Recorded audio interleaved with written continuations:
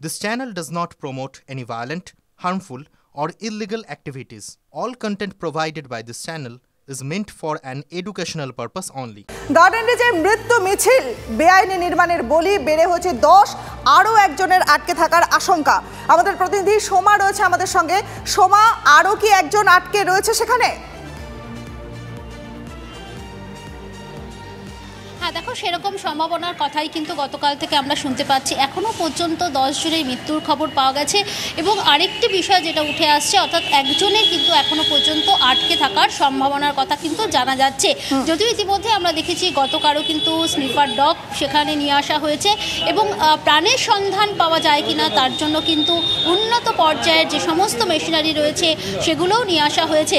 বিপর্যয় মোকাবিলা বাহিনী এবং এনডিআরএফ তারাও কিন্তু আর কিছুক্ষণের মধ্যেই কাজ শুরু করবেন, কারণ তাদের কাছে কিন্তু এখন একটা সম্ভাবনার কথাই উঠে আসছে যে আরও একজনের নিখোঁজের খবর রয়েছে, হয়তো বা তিনি নিচে চাপা পড়ে থাকতেও পারেন, সেরকম কোনো সম্ভাবনার কথা কিন্তু উঠে আসছে।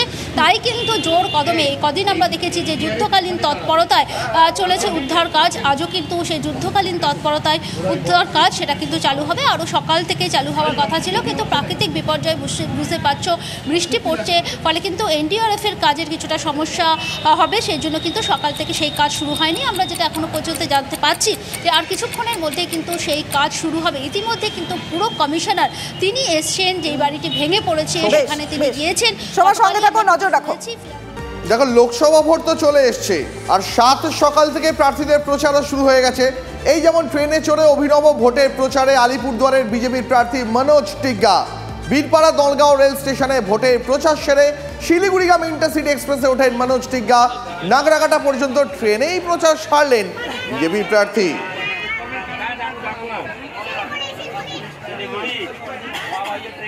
আসি পরের খবরে।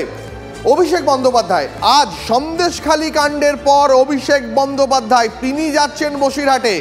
বসিরহাটে জনসভা রয়েছে আজ তৃণমূল নেতা অভিষেক বন্দ্যোপাধ্যায়ের।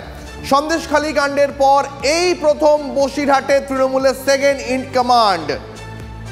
আমার সহকর্মী অর্ণব ব্রহ্ম, তার কাছ থেকে জেনে নেব বিস্তারিত। অর্ণব, বসিরহাট আজ অভিষেক বন্দ্যোপাধ্যায়ের জন্য কতটা তৈরি?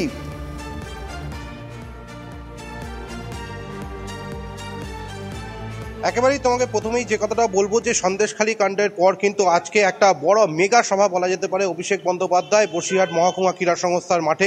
কিন্তু সব থেকে বাঁচতে যাচ্ছে কিন্তু বর্ষা। গতকাল রাত্রিবেলা থেকে কিন্তু বিপুল যে পরিমাণে বর্ষা হয়েছে সেই বর্ষাতে কিন্তু মাঠের অবস্থা কিন্তু তথৈবচ। অর্থাৎ তুমি জানো যে বসিরহাট বিএসএস মহকুমা ক্রীড়া সংস্থা যেখানে জনসভা হচ্ছে তার ঠিক পাশের মাঠ, অর্থাৎ বসিরহাট হাই স্কুল মাঠ, সেখানে কিন্তু অস্থায়ী হেলিপ্যাড গ্রাউন্ড করা হয়েছে এবং যে হেলিপ্যাড গ্রাউন্ডে ইতিমধ্যেই দেখা যাচ্ছে জল জমে আছে এবং প্রত্যেকটা গতকাল রাত্রিবেলার থেকে অঝোর ধারায় বর্ষণের পর এই বসিরহাট মহকুমা ক্রীড়া সংস্থার যেখানে মাঠে কিন্তু তোমার জনসভা হবে 3:30 সময় কিন্তু অভিষেক বন্দ্যোপাধ্যায়ের জনসভা। সেই জনসভায় কিন্তু প্রায় কয়েকশো শ্রমিক তারা কিন্তু রাত্রিবেলার থেকে সেই জল সরানোর কাজ কিন্তু ইতিমধ্যেই শুরু করেছে এবং বালি কয়েক লক্ষ লক্ষ বালি তারা কিন্তু বিভিন্ন জায়গায় এই বসিরহাট মহকুমা ক্রীড়া সংস্থার সামনে যে মাঠগুলো যে পথগুলো পিচ্ছিল হয়েছে সেই পথগুলোতে কিন্তু বালি দেওয়া হচ্ছে এবং যেসব শ্রমিকদের সঙ্গে আমরা কথা বলেছিলাম তারা কিন্তু বলছে যে গতকাল রাত্রিবেলার থেকে অঝোর ধারায় বর্ষণের পর এই মাঠের অবস্থা কিন্তু যথেষ্ট খারাপ হতে থাকে এবং যার জন্য তুমি জানো যে হেলিপ্যাড গ্রাউন্ডে কিন্তু ইতিমধ্যেই জল জমে আছে। তুমি পরিস্থিতির উপর নজর রাখো, পরবর্তীতে আবার তোমার কাছে যাব।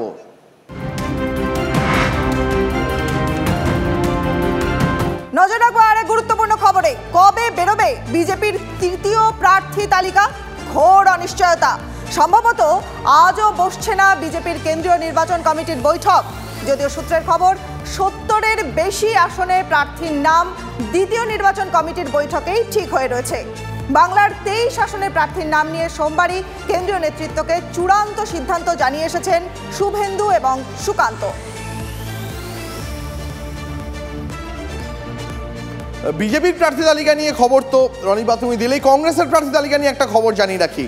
কংগ্রেসের প্রার্থী তালিকার কিন্তু আজ বেরোনোর সম্ভাবনা আছে। বাংলায় 12টি আসনে লড়তে পারে কংগ্রেস।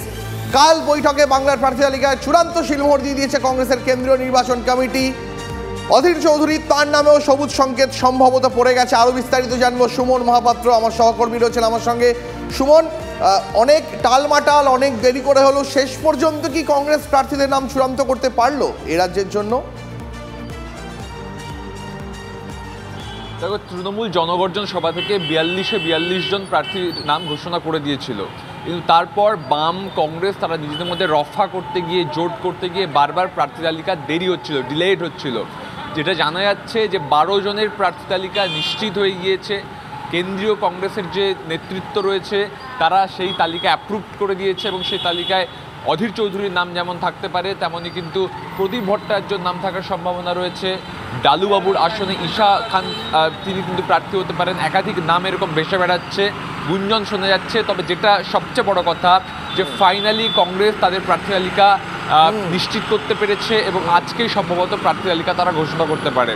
যখন বিজেপির কথা তুমি বলছিলে যে তারা এখনও তাদের থার্ড লিস্ট আসতে পারেনি যেখানে বাংলার নাম থাকবে, সেখানে কংগ্রেস কোন আসনগুলো বামেদের জন্য ছাড়লো নাকি আবার জোটে জট হবে সেটা দেখতে হবে। দীপ, অনেক ধন্যবাদ সুমন তোমাকে।